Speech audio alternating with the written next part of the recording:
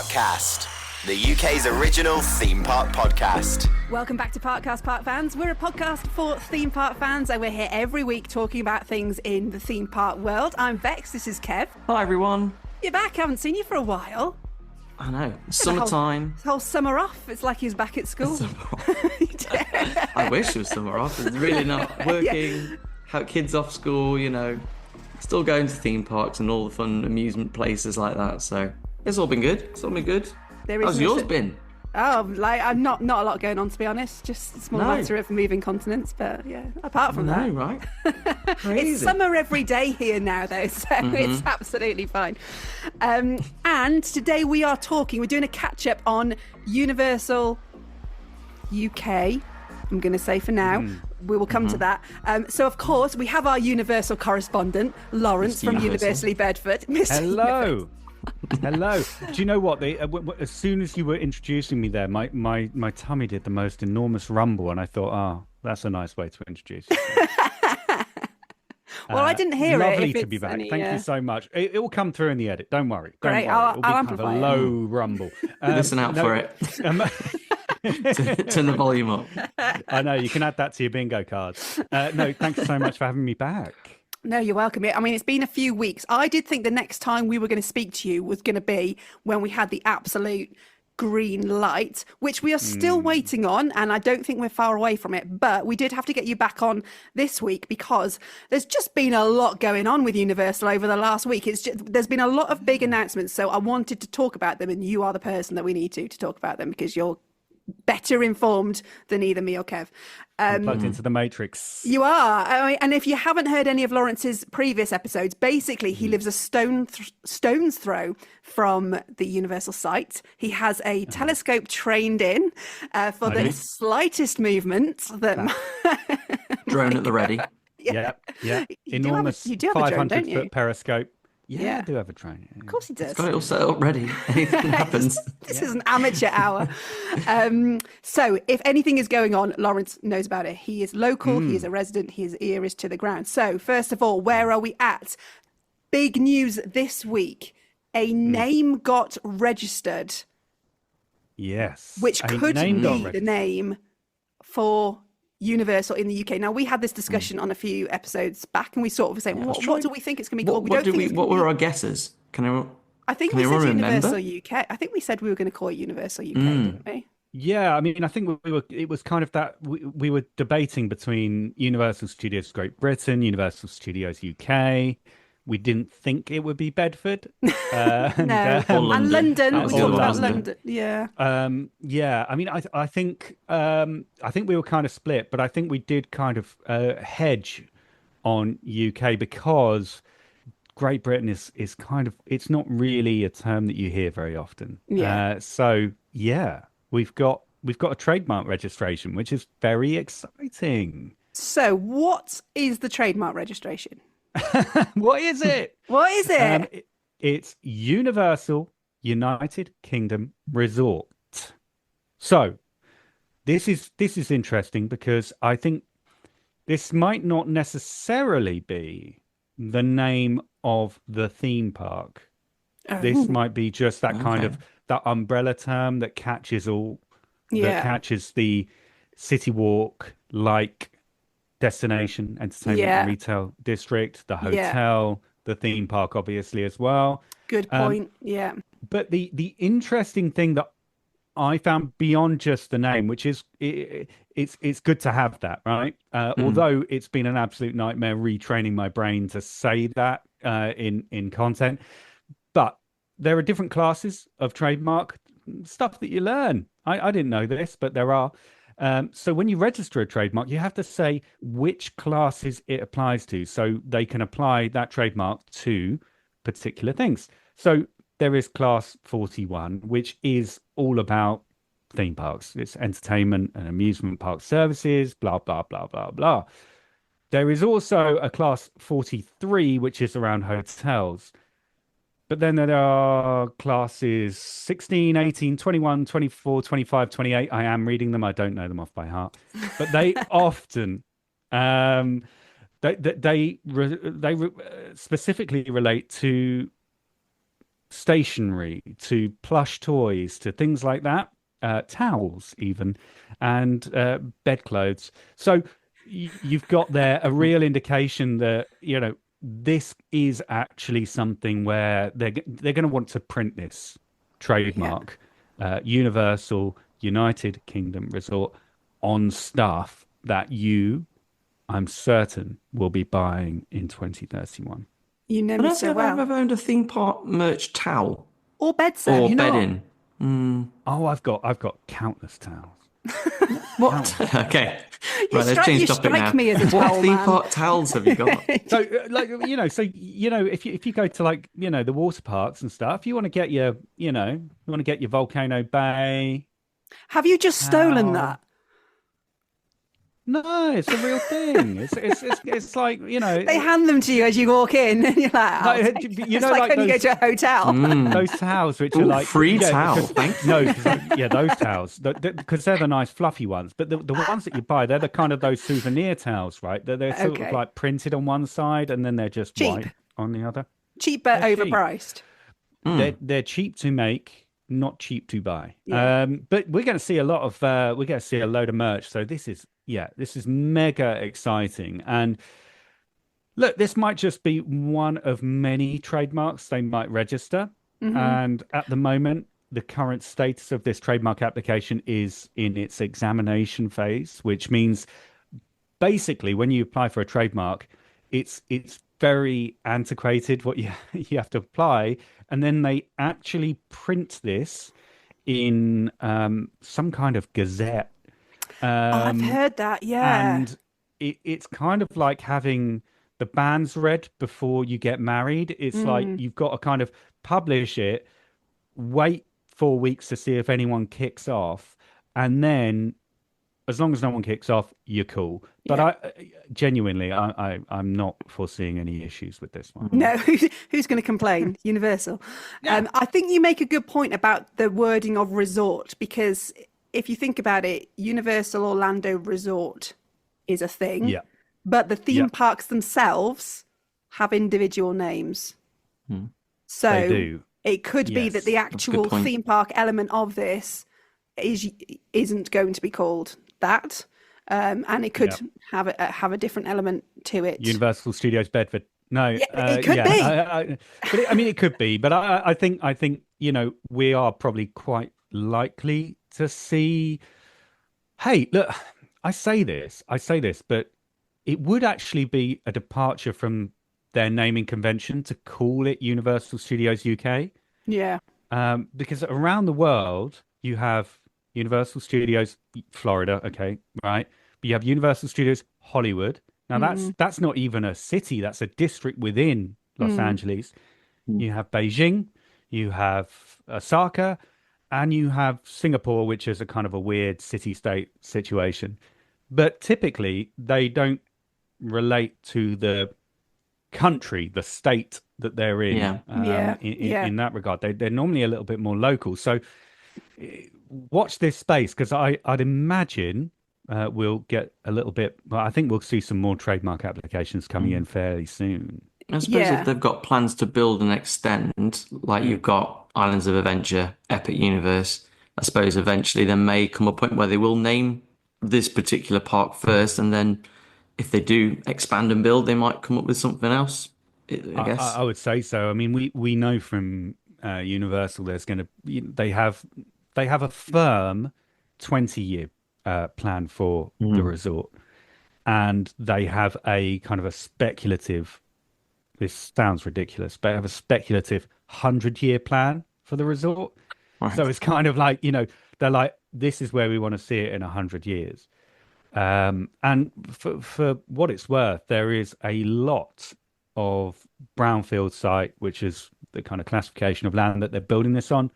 There's a lot of that in that vicinity. So it would not surprise me if we see stuff popping up, but that's decades into the future. But I'd imagine the theme park will be Universal Studios branded with that kind of whatever Some that's going to be. placement. Yeah. Yes. Yeah. What I'm not enjoying is like the shortening of it. So it's like UUKR. That's Yeah, it, I mean, it's I don't better love than that. if it was Universal Studios UK US Resort, because that UK. would be You Sucker. Yeah. So You have to think about these things, don't You you? do. You they do. they absolutely did, and I was kind of in a WhatsApp with some guys there, and we were saying, yeah, definitely Studios has been omitted because of that Yeah. acronym. It doesn't work. Okay, so these trademarks, they're going in. I think there's been a couple of other like word trademarks go in over the last few days as well. Where are these all going? If we want to be nosy, where should we Yep. be looking? So if you go to the Intellectual Property Office, you Google that, then you can search. So I'd recommend actually, if you have your pen handy, you want to search for trademark number UK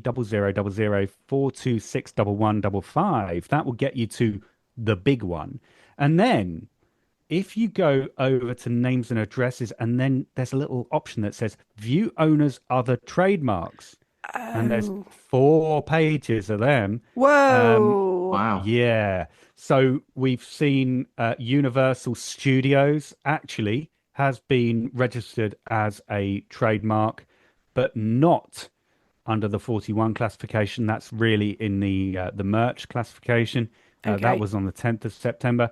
And loads of other bits and pieces as well. You will see also some movie trademark Yeah. registrations in there as well. Yeah. But yeah, have a good look. Universal Studios Grand Hotel, of course, that was registered a few weeks ago for the Okay. hotel.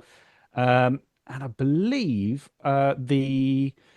Wicked was registered as a 41 as well, which was quite interesting. So Is a lot of 41 people are that's the looking for that. merchandise? No, that's the theme park Oh, Ooh, theme park interesting. attraction. So that is Wicked interesting. as a 41, and so was Jurassic World Rebirth as well.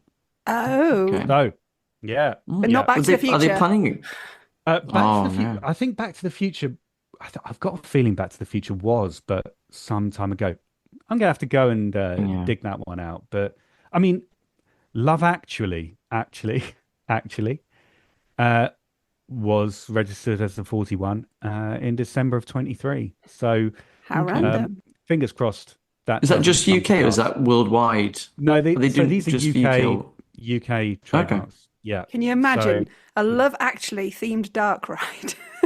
exactly, it would be just Animatronics holding up the signs. yeah, exactly. That's what I was thinking, Kev. That's what I was I thinking. I was thinking, There's a few memorable Animatronic, scenes in there which would yeah. make Hugh Grant doing the dance. Yeah. honestly. But no, Love I mean, it. it's been great, and I've heard kind of more than just rumblings. But the Back to the Future thing is as close to nailed on as we can be at this point. And same goes for Jurassic Park, World, Rebirth, whatever that's going to be. But also Paddington is pretty much nailed down. You're not so happy. You weren't happy about Paddington, were you? I'm just not that excited about it. But that being said, the more I've thought about it, I could see it being a really fun, nice, pleasant experience. I think there's going to be quite a modest scaled but highly themed dark ride there. So I think that could be quite nice. I think can imagine I'm warm into it. the area would be very like London, traditional London centric themed, wouldn't it? They could go to town with that and really nice like kind lean of into terrace, crescent terrace, and Yeah. blah blah blah, all of that Yeah. kind of stuff. Yeah, that. Quite an So, easy one for them. honestly, keep your eye on the trademarks website. It's Ooh, fascinating viewing. We know where to look. Now, kind of this leads us into the next bit of news, which I don't know where this has come out from because we had knocked this on the head. This wasn't happening. But all of a sudden, Harry Potter might now be coming to the Universal UK theme park. Yes. So I think the conversations we've had in the past have been Universal aren't going to be so silly as to announce something that they haven't got the agreement with Warner Brothers for. and we understood that that agreement could be, could take quite a long time to come through. I I've always been a firm believer that if they could, they would. Mm. But there are so many moving pieces. There's obviously Warner Brothers, but then you've also got J.K. Rowling in the mix as well. There's so much going on with it. So we heard over the weekend just gone that it seems like they've made a breakthrough in those negotiations, which means that the Wizarding World will be coming to the UK theme park, which is it's very, very exciting for a couple of reasons. I think it's great that ultimately the UK is the home of Harry Potter and the Wizarding World. It makes so much sense. We've got the studio tour here. Mm. This is it makes so much sense. It's great. But also we know as well from Mark Woodbury, who gave a speech at the a Bank of America conference in the last week, that the majority of attractions that we have here will not be found in North America. So that gives us also another indication that we're going to see something completely new from the Wizarding World here in the UK, which I think is great. Now, there has been a few kind of people who are not so enthusiastic by this news, because one of the other ideas that have been floating around was Lord of the Rings. And I'm not sure if those two IPs can coexist in the same park. I think, although their settings are wildly different, Potter is very much in the it's very modern.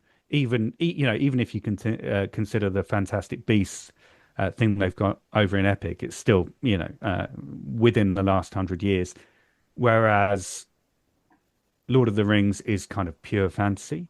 So you kind of have that. So I think if they were going to go Hogwarts, I don't think there's any chance of having any Lord of the Rings. If they were going in a different direction, I don't know, maybe. But I do think there is there's something in there. There's something in there which I'm kind of I don't know. Personally, I'm a little bit disappointed there won't be any Lord of the Rings. But I think I was trying to think about, with the Lord of the Rings stuff, was what would they possibly do? I guess in my head, the having a themed Lord of the Rings area sounds amazing, but in terms of an attraction itself, it's quite a tricky one to kind of think about. Yeah, because it's essentially it is a almost, story. It's a war story. There's Yeah. lots of battles and stuff, which isn't really something you might throw at a theme park. Whereas, Yeah. I guess, is Harry Potter a safer option? Yeah, definitely. I think it's a Yeah. safer option, both kind of in terms of people's tastes and probably commercially as well. Particularly as we'll be right in the midst of HBO's new Potter Yeah, of course. series Yeah. when the park opens. So it's not like that franchise is going anywhere. It really, it's here to stay. And The they're building so question much is, interest and excitement about the show as well, aren't they? oh, for Already. sure. So And you think when that comes out, yeah, and Universal will be right in the middle of the series, won't we, when the park opens? So yeah, absolutely. I mean, I think we'll probably be, somewhere maybe somewhere between, years 3 and 4 potentially of the series by that point. But that's being filmed just down at the Warner Brothers lot down in Watford. that's right. But I think, if you kind of go through the experiences that we have, we've got Hogsmeade, we've got Hogwarts, we've got Diagon Alley, we've got this Fantastic Beast, we've got the Ministry. Where do you go from there? What is the key and core location that can kind of sit as the foundation of that Wizarding World experience in the UK? I think I mentioned it here before. I'd love to see the Quidditch World Cup. I think that would just be unbelievable. But I don't know. What do you guys think? Well, what do you think we'll see? Well, the thing is, like, the reason why I think Hagrid's is such a good ride is because it's not anything that you've seen in the things you've seen in the films, but it's kind of its own unique little thing. So I guess there are things you can do, but if you're not able to get to America, let's say you're in a family, you can't afford to maybe fly over to America, you might not get a chance to go to Epic or Islands of Adventure. You're still going to want to see those iconic landmarks still. So it's whether you still have Diagon Alley, the castle, but maybe do a different attraction based, like do an updated version of Forbidden Journey, maybe. Yeah. I don't know. It's hard because, like you say, you're limited to only certain locations, aren't you? It's Yeah, yeah, I I think you're can't right.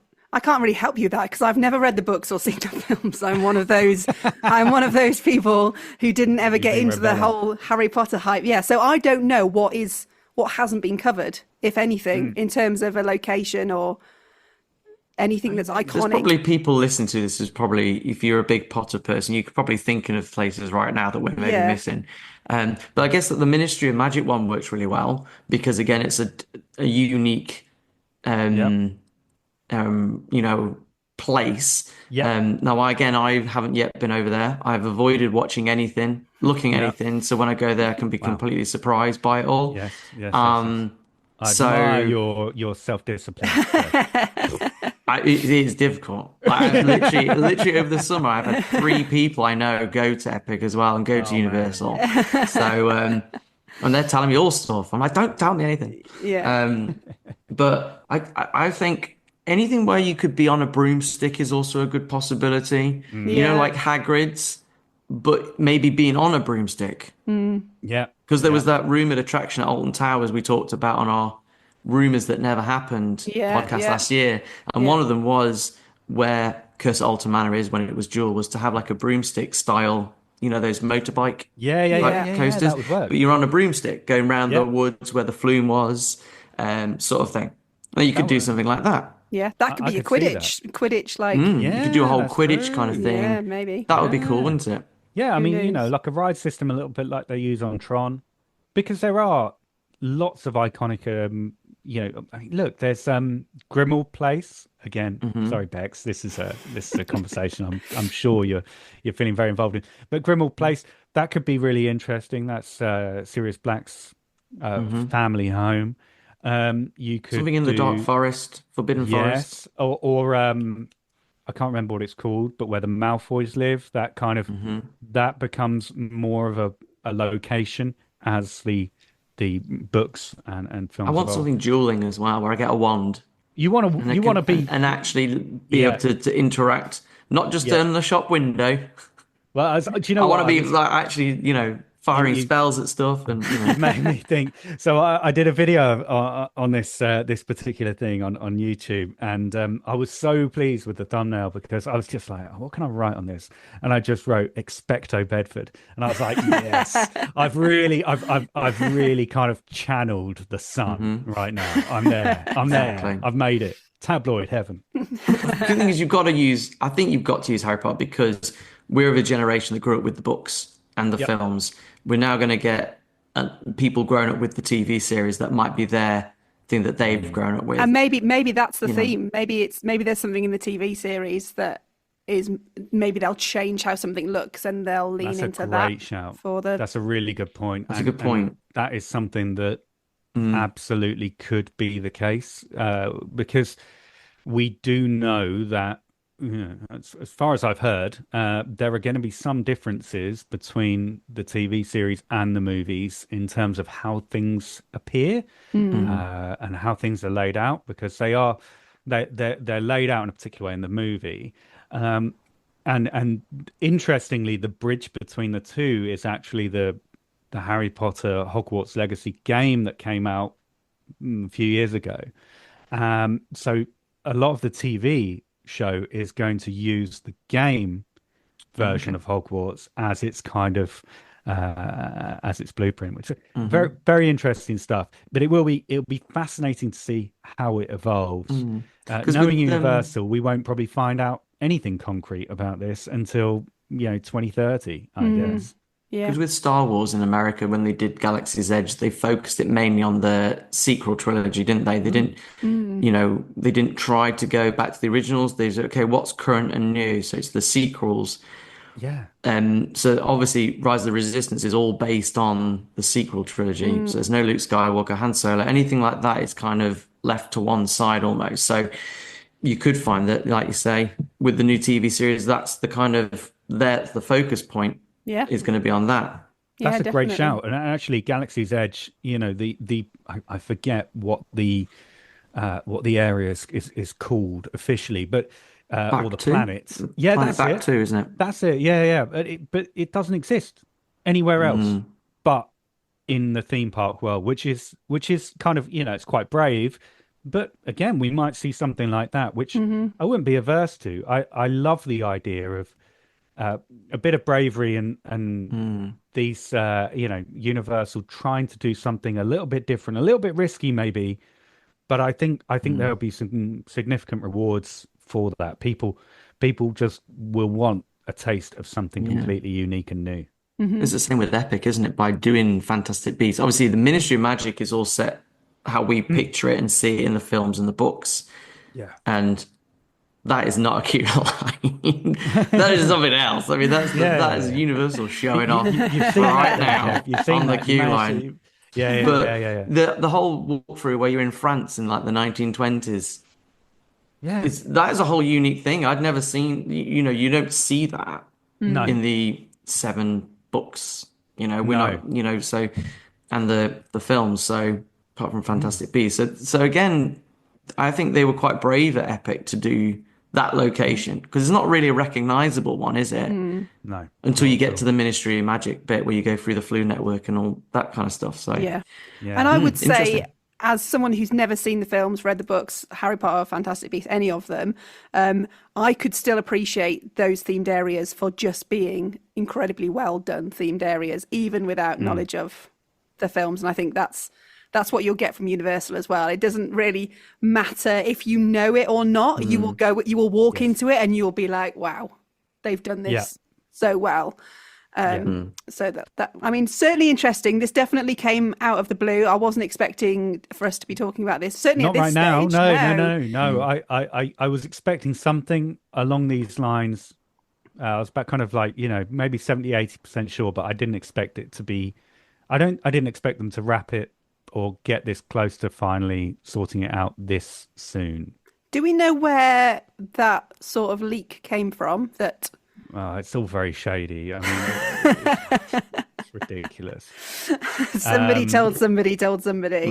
Yeah, it's one of those kind of a mate of a mate of a mate. But no, I Yeah. mean it's found its way into a lot of the newspapers. Yeah. So nothing is certain. Nothing is certain, and I think this is the important thing to remember. Nothing is going to be for sure until you walk through those gates in 2031. Yeah.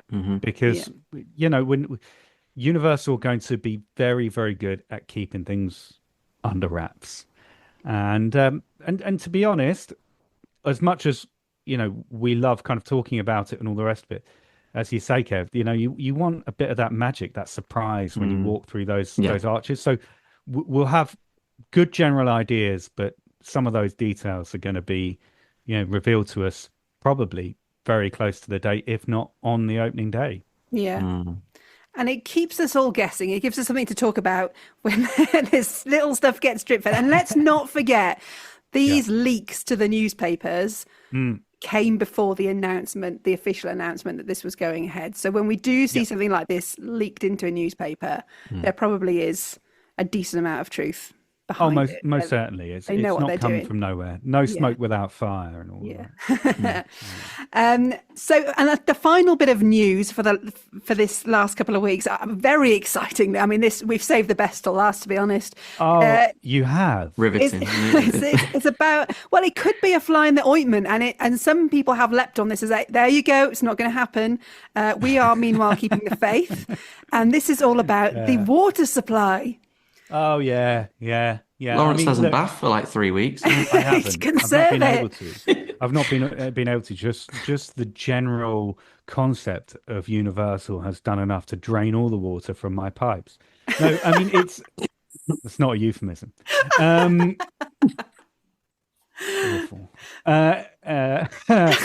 So, Oh, God. sorry, How I need do we to get go back on from track. here? Right. So no water, right? No water. Right. So look, the Sunday Times reported this weekend just gone that Universal is no longer going to happen. Why? Because Anglian Water have been doing a family-friendly version, very bad job of looking after, the water supply, the sewage, everything. I mean, this is a company that we all hear about, Thames Water, because it's London, they're in the capital. But Anglian Water, they are, they're doing their best to kind of, reach those heights. They get they get the similar fines for dumping raw sewage and doing all of that kind of stuff. It really, so this thing, it's not going to happen because when Universal's built, it's going to take too much water. So what they're saying is basically that I won't be able to pour myself a cup of water or bath or anything when this thing is built, because there'll be, I don't know, what filling fountains. I don't know. The whole thing is an absolute nonsense. But what is good about this, and we have seen similar articles about, well, will Universal happen because the trains are a mess? Will Universal happen because the roads are awful? Will Universal happen because Luton Airport is busy or some flights were cancelled? And you just think, well, yeah. All this is highlighting to me is that we got to get our act together. And when I say we, it's kind of like a very loose royal we, because it's not me personally. It's these. Well, I mean, you might have to. I might have to. I might have to just ration my water. But no, I mean, like this is one of these things where a newspaper has they've kind of got two news stories here. They got Anglian Water getting fined because they're useless, and they've got Universal building a theme park in the same area. And where they're kind of thinking, oh, I've got nothing to talk about, what could rage bait loads of people into a conversation and engagement online, which is great for our ad revenue. Let's put the two things together. Let's say that this bad thing that the water board are doing is going to stop them from getting the nice thing that Universal are doing. It's not going to work like that. It's not going to happen like that. We know that Universal, because I'm, and if you are interested, you can watch all of the deep dives on my YouTube videos. But I've been looking at all of the planning documents, of which there are 10,000 pages. 10,000 pages. And there is an entire document about water management, right? About how they're going to be having efficient uses of water. They're not going to have excess wastage of water. Everything is going to be so finely tuned because they are after this LEED gold certification that they have at some of their other parks, which is basically like a environmental certification.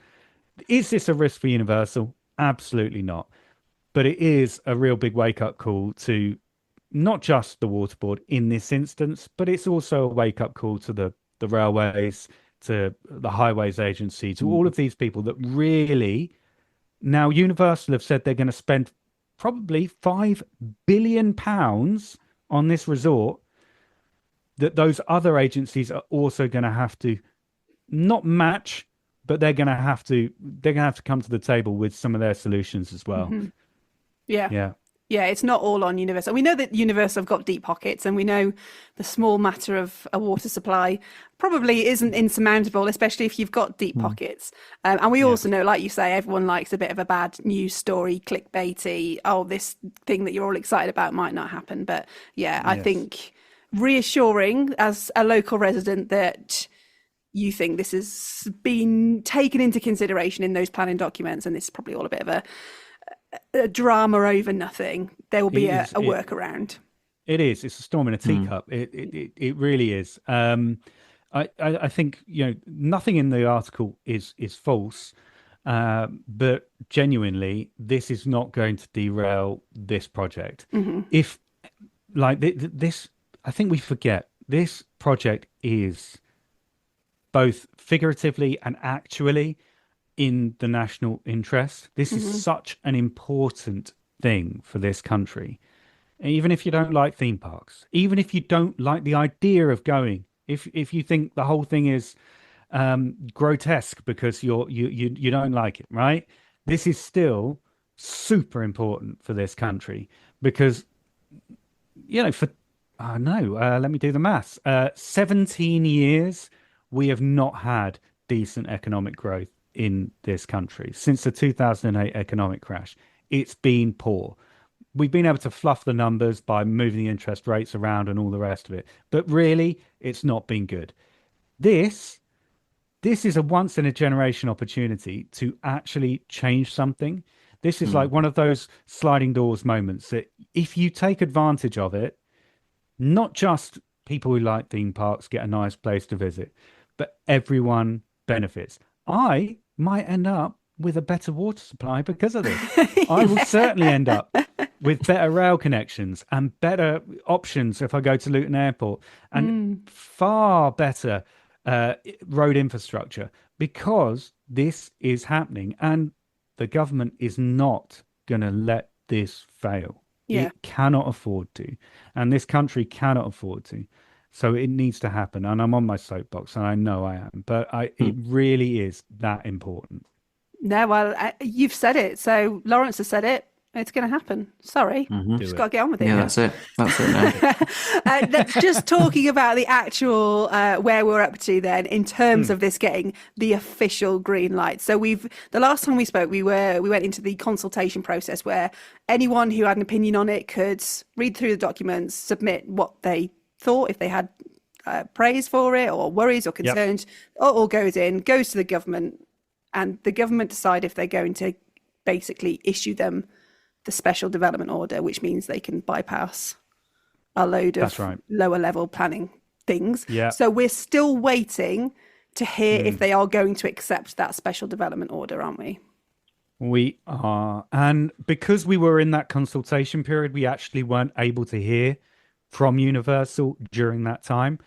I went to a few kind of local council meetings just to kind of get a feel for how people were feeling about it and all the rest of it. And there were some people that don't want this, and I think it's fair to kind of say that those people are there, and of course their opinions are valid, and that's and that's fine.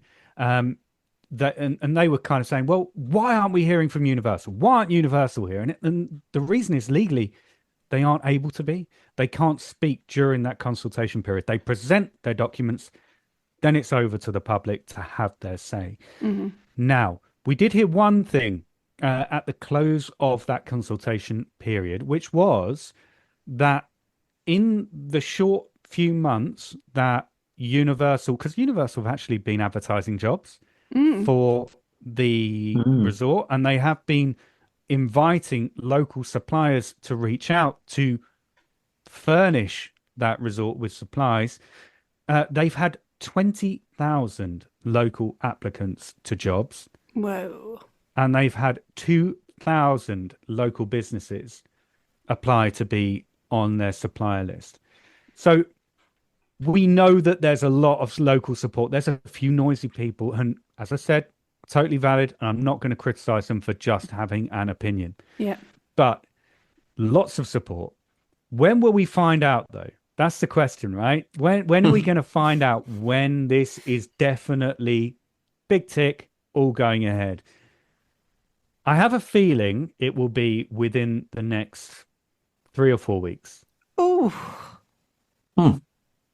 close. And I think there's a bit of there's a couple of kind of pressures on that.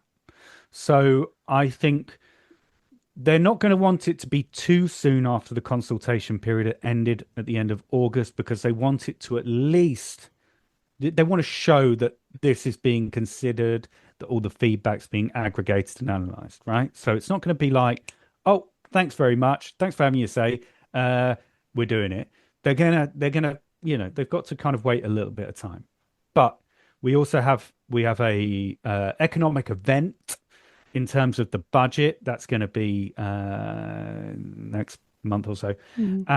But we also have some pressure on from Universal. Mark Woodbury, and the CEO, did say this last week. He wants to be kicking off on this as soon as possible because at the moment, pending any delays, they're still on track for a 2031 opening. Okay.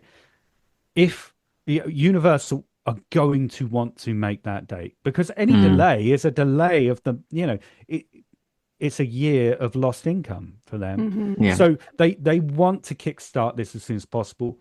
Construction work, particularly the groundworks that they're doing, moving earth, digging earth, all of that stuff, it's a lot harder when the ground's frozen. So they're going to want to kick off on that pretty quick. So I wouldn't be surprised if there's pressure from Universal to say, make it sooner. The government will want it to probably drop around or just before the budget, because understandably, that's probably going to be laced with some bad news. So it's good to kind of balance that out with a bit of good. Yeah. So I would expect next 3-4 weeks, hold on to your hats, because hold on to your lap bars. Going to be interesting. It's going to be wild. Yeah. Well, that is exciting. I mean, and obviously, when that happens, when it happens, not if it happens, when, we will get you back and we'll have another little chat, because we can have a little party celebratory episode. Absolutely. That we're actually going to get a brand new world-class theme park being built in the UK. And do you think we'll get new concept art as well? Do you think they'll redo bits of it if they give a green light and they've had a few changes and things? Do you think they'll have done an updated concept art? Is that a possibility, or do you think we'll have to just hold on to that one for now and just keep staring at it zoomed in? Yeah, I hadn't considered it. The next year. I don't know. I mean, they might surprise us. My original feeling was that we'd probably get something a little bit more concrete. Maybe the tail end of next year, maybe even 2027.